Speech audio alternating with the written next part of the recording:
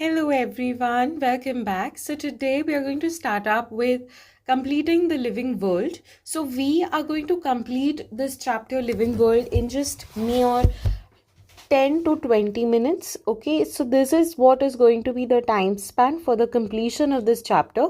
Okay, so we are going to complete this chapter. ये basically it is a revision shot for all those people जिनको फटाफट से living world revise करना है. इसमें वो सारी इंपॉर्टेंट चीज़ें हैं जो एज एन इंडिविजुअल हमें रिमेंबर रखनी है हमारी एग्जाम्स के लिए. ठीक है, तो सबसे पहली चीज जो आती है वो यहाँ पे है, life is a unique complex organisation of molecules expressing through chemical reaction which lead to growth, development, responsiveness, adaptation and reproduction.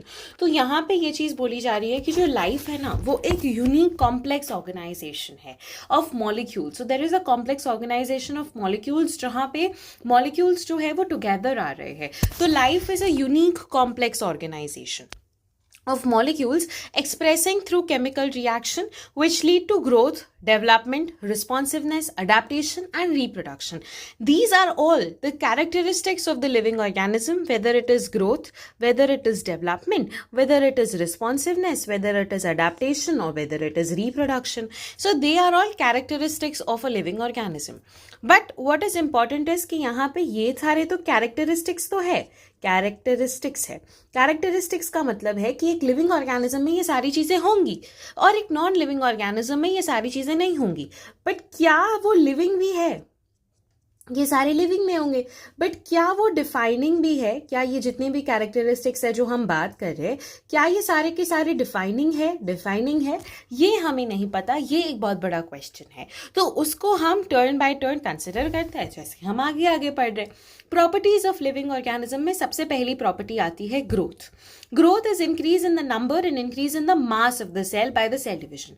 So these are considered to be the twin characteristics of growth. What are they considered to be? They are considered to be the twin characteristics of growth. So what are twin characteristics of growth?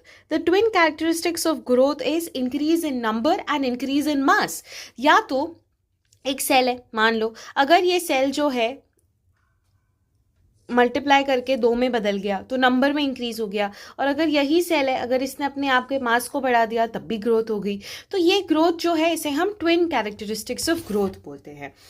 अब ये जो growth है ये या तो साथ में हो सकती है या तो अलग अलग हो सकती है. मैम इसका क्या मतलब है? मैं जो बोल रही हूँ इसका मतलब ये है कि मान लो हम एक ऐसे ऑर्गेनिज्म की बात कर रहे हैं जो यूनिसेलुलर है.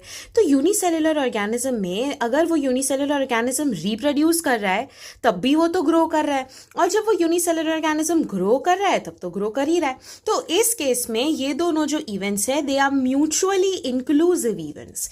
क्या है? Mutually inclusive. क्या बोलेंगे हम यहाँ पे? टर्म इंक्लूसिव टर्म यूज करेंगे. So they are mutually inclusive events. और वहीं पे अगर कोई मल्टी सेलुलर ऑर्गेनिज्म आ गया तो वहां पे ये लोग म्यूचुअली एक्सक्लूसिव इवेंट्स हो जाएंगे, क्योंकि मल्टी सेलुलर है उसका जो डिवीजन होगा उसको हम बोलेंगे रिप्रोडक्शन. ठीक है, तो उसके लिए हमारे लिए टर्म है हमारे पास, तो इसीलिए हम उसको क्या बोलेंगे? रिप्रोडक्शन. तो वो वहां पे ग्रोथ का काम नहीं करेगा.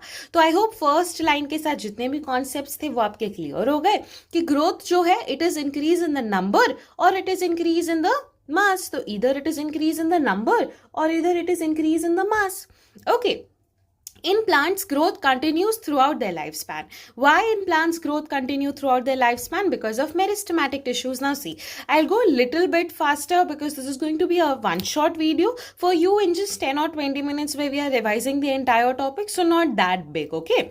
In animals, growth is only seen up to a certain age, obviously. Because animals में क्या होता है? पहले growth phase आती है और growth phase के बाद reproductive phase आती है. तो animals में growth is seen only up to a certain age. However, cell division occurs to replace the lost cell. However, cell division होता रहता है ताकि वो जो सेल्स बने हैं जो डैमेज हो गए उसको रिप्लेस कर सके. Basically growth is increase in mass and increase in size. Thus non living object also grow. Right now the question is कि यार नॉन लिविंग ऑब्जेक्ट्स भी ग्रो करते हैं, और नॉन लिविंग ऑब्जेक्ट जब ग्रो करते हैं तो उसका जो प्रोसेस होता है उस प्रोसेस को हम एक्रीशन बोलते हैं, राइट तो उस प्रोसेस को एक्रीशन बोला जाता है। तो नॉन लिविंग ऑब्जेक्ट भी ग्रो करते हैं। मैम एक एग्जाम्पल बताओ। एग्जाम्पल है माउंटेन्स। आपने देखा होगा माउंट एवरेस्ट की हाइट बढ़ती जा रही है। कैसे बढ़ रही है भाई? टेक्टोनिक प्लेट मूवमेंट से। बट जब हाइट बढ़ रही है तो वो तो ग्रोथ ही है ना। आज जब कोई बच्चा है उसकी हाइट बढ़ेगी तो हम क्या बोलेंगे? Oh the growth is happening. Similarly अगर माउंटेन्स में ग्रोथ हो रही है तब भी तो यही बोलेंगे ना कि growth is happening. So then how does this growth differentiate between a living and a non living? क्योंकि ग्रोथ तो लिविंग भी कर रहा है, ग्रोथ तो नॉन लिविंग भी कर रहा है। तो तब साइंटिस्ट ने बोला कि जब नॉन लिविंग ऑर्गेनिज्म ग्रो करता है ना तो वो ग्रो करता है बाहर से, यानी कि accretion. There is a surface accumulation of the material and in living organism like humans the growth is from inside, right. Height बढ़ रही है बट अंदर से सेल्स बढ़ रहे हैं, अंदर से बोन्स इलोंगेट हो रहे हैं, and that is the reason we all are growing. So growth is not a defining property. Obviously it is not a defining property. Defining property कब बनती? जब सिर्फ और सिर्फ लिविंग में हो रहा होता और सारे लिविंग में हो रहा होता, बट सारे लिविंग में तो नहीं हो रहा है ना। So that is the reason कि सारे लिविंग में ग्रोथ तो हो रही है बट नॉन लिविंग में भी ग्रोथ हो रही है, इसीलिए वो डिफाइनिंग कैरेक्टरिस्टिक नहीं है। But if there is a statement which is written that in living organism growth is from inside, that is intrinsic growth, and that is also called as intussusception. So if the growth is from inside, if they are telling you in living organism the growth is from inside and in non living organism the growth is from outside, तो क्या हम इसको consider करेंगे? बिल्कुल consider करेंगे। और ये जो लाइन है ये डिफाइनिंग फीचर बन जाती है, क्योंकि लिविंग ऑर्गेनिज्म में ग्रोथ सिर्फ और सिर्फ अंदर से होती है और नॉन लिविंग ऑर्गेनिज्म में ग्रोथ सिर्फ और सिर्फ बाहर से होती है। तो ग्रोथ पूरा यहाँ पे समराइज्ड, ठीक। अब बात करेंगे reproduction. It is the production of progeny having features similar to those of parents. Obviously producing one of its own kind, that is what is reproduction. Organisms reproduce asexually and sexually. Asexually where only one parent is required, either male or either female, right? And in the case of sexually both the parents are required, that is male also and female also, right? Then only it is a sexual reproduction. In unicellular organism growth and reproduction are same because they reproduce by cell division. As I told you earlier that in unicellular organism, these unicellular organism, whether the unicellular organism are growing in the number or whether they are growing in the mass, it is one in the same thing, because growth तो दो तरीके से देखे जा रहा है, number बढ़ेगा तब भी ग्रोथ है, मास बढ़ेगा तब भी ग्रोथ है। बट एक्चुअली में जो नॉन लिविंग ऑर्गेनिज्म होते हैं वो लोग रिप्रोड्यूस नहीं करते, बट जो लिविंग ऑर्गेनिज्म है और उसमें भी स्पेशली यूनिसेलुलर ऑर्गेनिज्म है तो वो लोग रिप्रोड्यूस करते हैं सेल डिवीजन से। तो उधर हमें लगता है कि यार ग्रोथ हो रही है या रिप्रोडक्शन हो रही है पता नहीं, इसीलिए they are one in the same terms. So in unicellular organism growth and reproduction are same because they reproduce by cell division. I hope it is clear. It was a NEET question, that was the reason मैंने थोड़ा emphasis में आपको वो चीज बता दी। I hope it is clear. Lower organisms reproduce by different methods such as budding, regeneration, etc. That is, these are asexual methods of reproduction. Okay. Many organisms do not reproduce. Living organism में भी ऐसे बहुत सारे organisms होते हैं which do not reproduce. Important are the examples mule, worker bees and infertile human couples. Mules, worker bees and infertile human couples. These are the three people. I'm so sorry, not people. But these are the three living organisms which do not reproduce, and that is the reason that reproduction is a characteristic feature but it is not a defining property.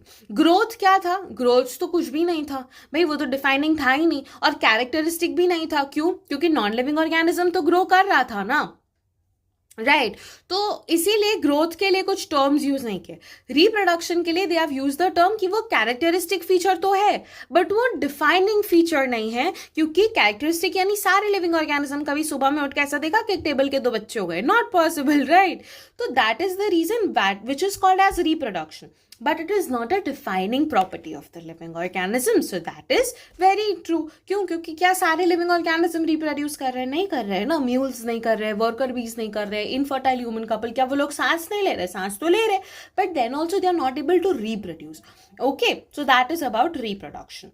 Talking about metabolism. Metabolism is the sum total of all the biochemical reactions which are taking place inside a living system. ठीक है, जितनी भी reactions हो रही है ना, whether it is catabolism, whether it is anabolism, it all is a part of metabolism. So it is a sum total of catabolism and anabolism, that is all the biochemical reactions which are taking place.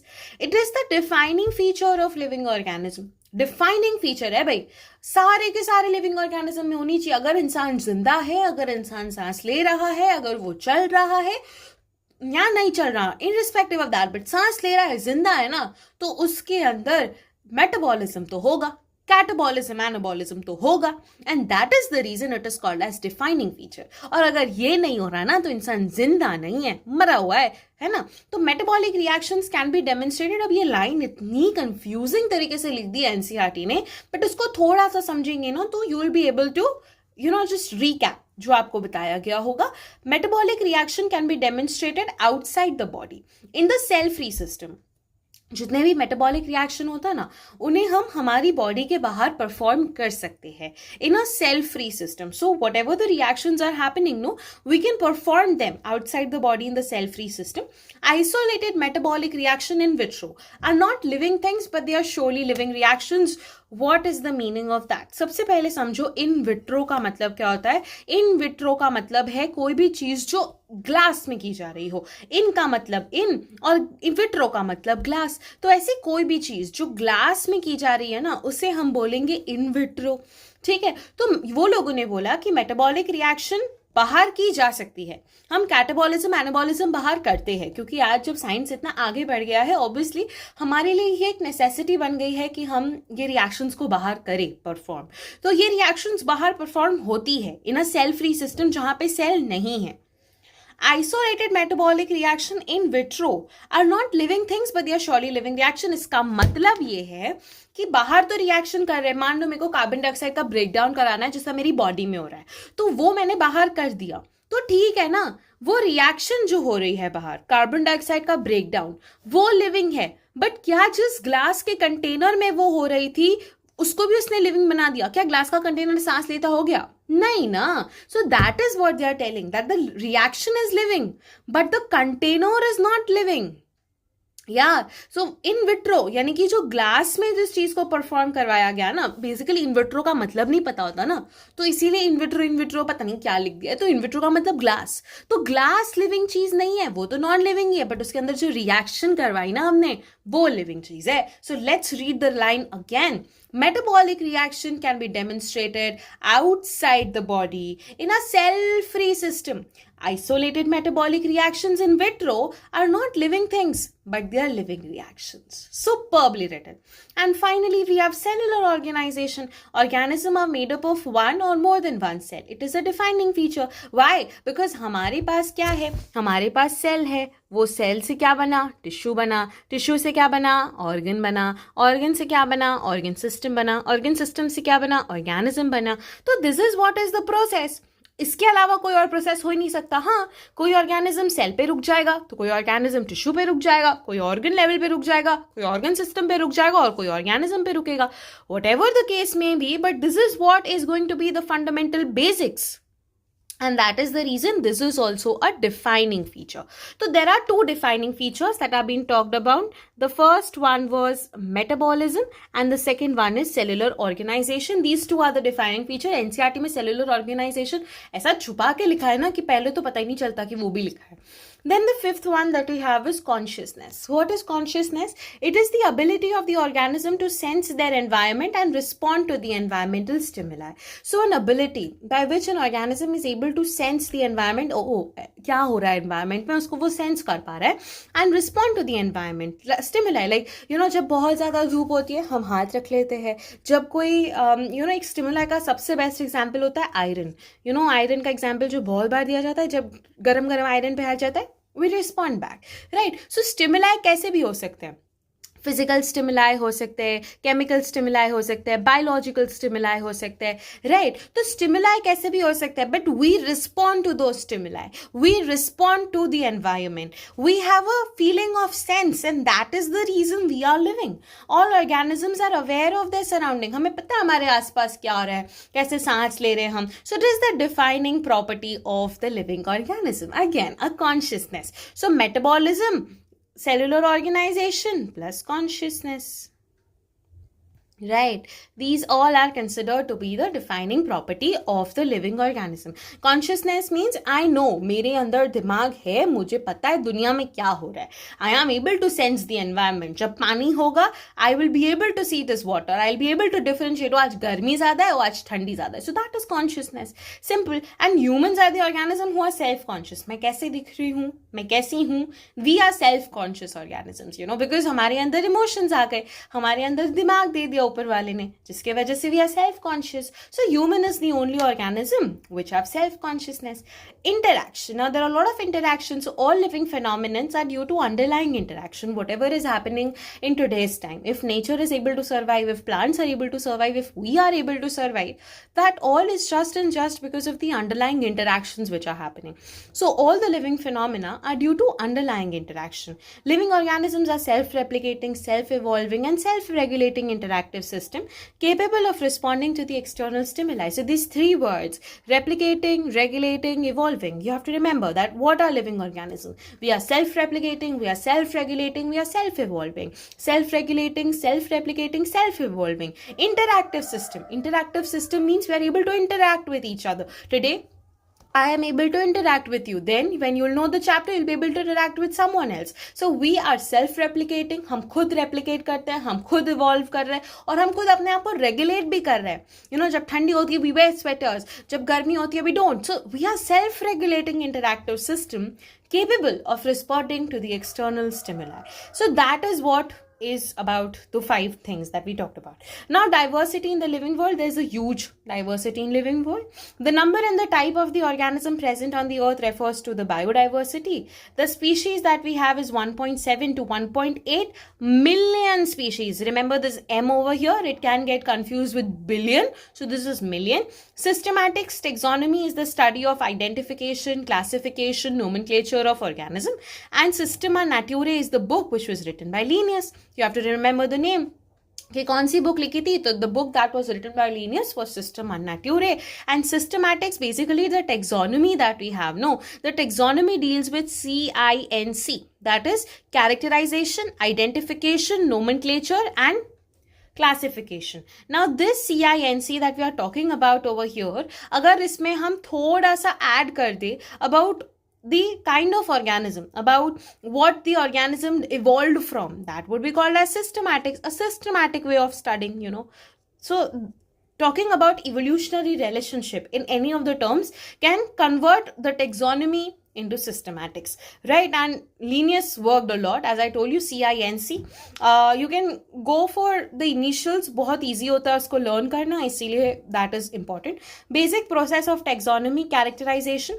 It is the understanding of characters of organisms such as external and internal structure, structure of the cell, development process, ecological information. Now इसको मैं बहुत easily समझा देती हूँ फटाफट, so that you know you'll be able to remember. Let us consider आप नए नए हो किसी स्कूल में और आप स्कूल में गए और सबसे पहला दिन है आपका, तो जैसे ही आप पहले दिन गए वैसे आपने क्या किया, आपने सब लोगों को देखा, आपने अपनी दिमाग के हिसाब से कैरेक्टराइज किया लोगों को. क्यों? अच्छा, कोई बहुत ज़्यादा आंसर दे रहा है तो दैट पर्सन इज इंटेलिजेंट. अगर कोई बहुत डम्ब है, कोई बैक बेंचर है, कोई ऐसा है, कोई नॉर्मल है, कोई मीडियोकर है, तो वो कैरेक्टराइजेशन हमने अपने बेसिस पे किया. फिर क्या हुआ, आपने एक दूसरे से यू आस्क्ड देयर नेम, आपने अपने आप को इंट्रोड्यूस करवाया, उन्होंने उनका नाम बताया कि हो hi I am Deep, I am this, I am that person. तो वो आइडेंटिफिकेशन हो गया. फिर आइडेंटिफिकेशन के बाद 3-4 दिन जब गए तो आपको फाइनल हो गया कि अच्छा गुड पीपल ये है, मीडियोकर लोग ये है क्लास के, और बैक बेंचर्स कम पढ़ने वाले लोग ये है. तो वो क्लासिफिकेशन हो गया, राइट? तो हमने उसका क्लासिफिकेशन कर दिया. और इन सब क्लासिफिकेशन के बाद फाइनली क्या होता है, जब बहुत ज्यादा फ्रेंडशिप बढ़ जाती है तो किसी को नाम दे देते, ए इधर आ, ए मोटू, ए बुद्धू इंसान, ऐसे बोलते हैं ना फ्रेंड्स. तो दैट इज नोमेनक्लेचर. आपने किसी को नामकरण कर दिया तो दैट इज नोमेनक्लेचर. या आपने अपने मन में नामकरण कर दिया, क्यों, ये तो बहुत डम है और मुझे बता रहा है, सो that is nomenclature, right? So that is a way of remembering it, right? Characterization, identification, classification, nomenclature. Characterization is the understanding of the characters कि भाई वो इंसान कैसा है. So understanding of the organism, external structure कैसा है, internally कैसा है, किसी का बिहेवियर कैसा है ना, ऐसा सब. तो लर्न हो जाएगा. देखो, not just read, you'll be able to relate. Structure of cell, development process, ecological information, etc. Identification is the correct description of the organism, so that naming is possible, right? Name कर सके हम. Classification is the grouping of the organism into convenient categories, and then nomenclature, it is the standardization of the organism name so that the organism is known by the same name throughout the world, and that is a part of binomial nomenclature. Binomial nomenclature was given by Carolus Linus again. So Carolus Linus के 2 बार अभी तक नाम आ चुके. एक उन्होंने Systema नेट्यूरा जो book लिखी थी उसका, और एक आपका कैरोलस लिनस की ये जो क्लासिफिकेशन हम पढ़ते हैं बाइनोमियल नोमेनक्लेचर उसमें. बोटानिकल नेम्स को कोड करने के लिए ICBN है, international code for botanical nomenclature. Remember the full form. ICZN है, international code for zoological nomenclature. Bacteria के लिए ICNV थोड़ा एक्स्ट्रा, बिकॉज पता नहीं क्या पूछ ले, तो it is on the bacteria. So bacteria के लिए international code for nomenclature of bacterias तो ICNB है, ठीक है. बिकॉज अगर ICBN होता तो वो तो बोटानिकल के लिए सेव था, तो वो लोगों ने ICNB लिखा, ठीक है. तो B फॉर बैक्टीरिया हो हियर एंड BN का बॉटनी. एंड वायरसेस के लिए international code for viral nomenclature. Now what are the universal rules of binomial nomenclature? So here I have written a name, जैसे मैंने एग्जाम्पल में लिखा है Mangifera indica. यहाँ पे सबसे पहले जो पहला नाम लिखा जाता है वो जीनस होता है, बाद वाला नाम होता है वो स्पीशीज होता है. जो जीनस का नाम होता है उसे कैपिटल में लिखा जाता है, स्पीशीज का नाम स्मॉल से शुरू होता है. वहीं पे अगर मैं इसको हैंड राइटिंग कर रही हूँ तो मुझे उनको सेपरेटली अंडरलाइन करना है, सेपरेटली अंडरलाइन करना है, अगेन आई एम रिपीटिंग. और अगर हम उसे टाइप कर रहे हैं तो आप उसको इटैलिक्स में टाइप करो. हमने ये लैंग्वेज कौन सी यूज की है? तो हमने लैटिन लैंग्वेज यूज की. क्यों लैटिन लैंग्वेज यूज की? Because that language is dead, it is no more there, तो उसमें चेंजेस नहीं होंगे. तो language is dead and that is the reason we use Latin. And कभी कभी क्या होता है, किसी को ऐसा होता है कि जो पर्सन है जिसने डिस्कवर किया, यानी द डिस्कवरर, उसका भी नाम लिखना होता है, तो हम डॉट करके थोड़ा सा डिस्कवरर का नाम लिख देते हैं, बट उसके नीचे अंडरलाइनिंग नहीं होती है, और उसका जो नेम है वो जनरली स्टार्ट होता है विद अ कैपिटल लेटर. उसके लिए क्या रूल्स है वो बाइनोमियल नोमेनक्लेचर ने नहीं बताया, so we are not going to go in that detail. Let's read the फटाफट से rules and we are done with that. Scientific names are in Latin और latinised and they are written in italics. When hand written they are underlined separately. It is a very important thing. देखो कितने सारे questions आ चुके हैं अभी तक. The first word is genus name and the second word is the species name. Homo sapien, Homo represent the genus name and sapiens represent the species name. The genus name starts with a capital letter and the species name starts with a small letter. The name of the author in the abbreviated form appears at the end of the biological name. Mangifera indica Linnaeus, जैसे मैंने बोला, it indicates that the species was first described by Linnaeus. So that is the name of the author. Now there are different taxonomic categories जिसके basis पे हम इनको classify करते हैं. Now before we go over here, मैं आपको थोड़ा सा एक आइडिया दे देती हूँ.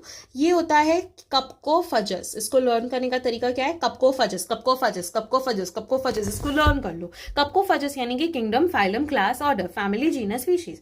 फाइलम में फाइलम एनिमल्स के लिए होता है, तो यहाँ पे डिविजन होता है प्लांट्स के लिए, तो वो तो याद रख सकते हैं, ठीक है. नाउ क्या लिखा है? Classification involves hierarchy of steps in which each step represents एक टैक्सोनॉमिक कैटेगरी और अ रैंक. तो हर एक स्टेप पे एक टैक्सोनॉमिक कैटेगरी है या एक टैक्सोनॉमिक रैंक है जो यहाँ पे रिप्रेजेंट हो रही है. So each step represents a taxonomic category और a taxonomic rank. All the categories together constitute a taxonomic hierarchy. So जब ये सारी कैटेगरीज एक साथ आ जाएंगी, so they are going to constitute a taxonomic hierarchy. Each category, rank और taxon represents a classification. कहीं पे भी चले जाओ, फाइलम में चले जाओ, क्लास में चले जाओ, मैमिलिया आपको कंसिडर कर लो, ये सारे का सारा है taxon. So they are representing a unit of classification, ठीक है. So whether it is a taxonomy, whether it is a hierarchy, together it constitutes a hierarchy. So all the taxonomic categories when come together, they form an hierarchy.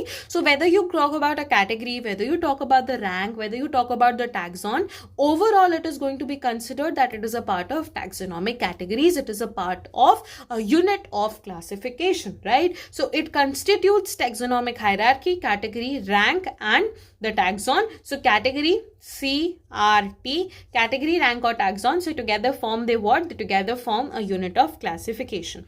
A group of organisms occupying a particular category is called as taxon. That is, for example, Mammalia. So it is also part of taxon, as I just said. अब species is a group of closely related organism capable of interbreeding to produce fertile offspring. It is the lowest category. Okay, so basically क्या होता है, species is the lowest. अब इसमें ना breeds भी होती है, तो breeds को हमने lowest क्यों नहीं रखा, because breed एक दूसरे के साथ interbreed हो सकती है, interbreeding कर पाते हैं हम, तो इसीलिए interbreeding में basically classification का step उसको माना गया कि एक dog है और अगर एक cat है तो वो एक दोनों एक दूसरे के साथ interbreed करके उनको offspring produce नहीं कर सकते, तो that is the reason species is the lowest, not the breeds. because अगर कोई ब्रीड है, डिफरेंट ब्रीड है, दो कैट्स की डिफरेंट ब्रीड है, तो वो तो एक दूसरे के साथ इंटरब्रीड कर सकती है और उनका ऑफस्प्रिंग जनरेट कर सकती है. So breed is not the basic category, species is the basic category. It is a group of closely related organism capable of interbreeding to produce fertile offspring. It is the lowest category that we have. और ये सारे names है जो है mango, Mangifera indica, potato, Solanum tuberosum, nightshade, Solanum nigrum, tomato, Solanum Lycopersicum, brinjal, Solanum melongena, lion, Panthera leo, tiger, Panthera tigris, leopard, Panthera pardus, modern man, Homo sapiens. Right? In the genus, if we talk about, it is the aggregate of the closely related species. For example, the potato, tomato, brinjal, the closely related species. Species मिलके बनाएगा genus. मैंने आपको बोला Capcophagus, the initials. Right? Species से मिलके बना genus, genus से मिलके बना family, family से मिलके बना order. ठीक है, बट यहाँ तक क्या याद रखना है कि फैमिली तक जो चीजें हैं ना वो क्लासिफाइड है on the basis of similarities. ठीक है, उसके बाद जो क्लासिफिकेशन है वो है on the basis of aggregate characters. Aggregate characters यानी कितने उनके अंदर डिफरेंसेस. अगर आप एनसीईआरटी अच्छे से पढ़ोगे, there is a line that till family all the classification is made on the basis of similarities and then it is made on the basis of aggregation characters. ठीक है, तो ये चीज इंपॉर्टेंट है. उसके अलावा एक और चीज जो इंपॉर्टेंट है यहाँ पे वो है फैमिली और ऑर्डर में आएगी, बताती हूँ मैं. Family is a group of closely related genera.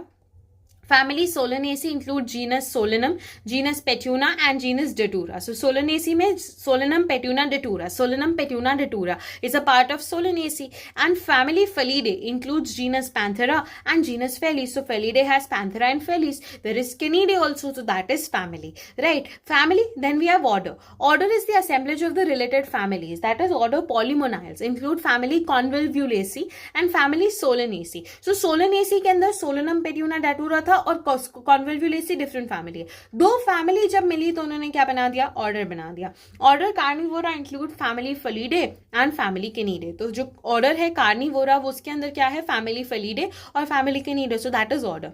अब यहाँ पे एक बहुत अच्छी लाइन लिखी है आपके एनसीईआरटी में जिसपे से क्वेश्चन हो सकता है, बन सकता है और बनता भी है जनरली अगर हम देखने जाए तो जैसे मैंने बोला, एक तो सिमिलैरिटी और एग्रीगेट वाला पॉइंट मैंने कवर करवा दिया. और एक चीज जो यहाँ पे है कि ऑर्डर जो है ना, यहाँ पे ये जो ऑर्डर है that we are talking about and the family that we talked about, तो family is still a less number of similarity. So they are characterized on the basis of vegetative and reproductive similarities. इसको हमने किया है vegetative and reproductive similarities के basis पे. So families को हमने classify किया on the basis of vegetative and reproductive things and order is on the basis of floral characters. So order that we are talking about ना, ये order को हमने किया है on the basis of what, on the basis of floral characters. But where is in that case it was on and that also पॉलीमोनाइल्स which is including solanaceae and convolvulaceae, but this is on the basis of vegetative and reproductive characters. Class, it is the assemblage of the related orders. Order Primata, Carnivora, etc. is placed in class Mammalia. Phylum, it is the assemblage of related class, that is classes Amphibia, Reptile, and then it comes to all the part. And then finally we have the kingdom, the assemblage of related phyla. It is the highest category kingdom, Plantae, Animalia, etc. Organisms with the taxonomic categories. This is a table. ये table बहुत important है, इसे learn करना है. अगर आपको चाहिए तो मैं एक वीडियो बना दूंगी जिसमें इसकी ट्रिक है इसको लर्न करने की, which is very important. But ये क्योंकि सिर्फ एक रिविजन सेशन था, I will give a link for that video. I know क्योंकि रिविजन सेशन मैंने स्टार्टिंग में बोला it just is going to be 10 to 20 minutes, but थोड़ा ज़्यादा बड़ा हो गया तो don't worry. That was all for this particular chapter. अगर आपने इतना भी देख लिया और सुन लिया मुझे, तो मैंने मोस्टली सारे पॉइंट्स कवर कर लिया, 99% सारे पॉइंट्स कवर कर लिए. बहुत कम होंगे ऐसे पॉइंट जो बाकी होंगे. इसके बाद अगर आप एनसीईआरटी पढ़ोगे तो फटाफट काम हो जाएगा. ठीक है. सो that is all about this particular video. For this particular table, the trick for remembering this table, I will make a video, a separate video on that, and we'll put it in the description box so that you can access it. So that's all for today's video. Thank you so much. We'll be meeting with the next chapter in the next class. Thank you. Take care. Bye bye.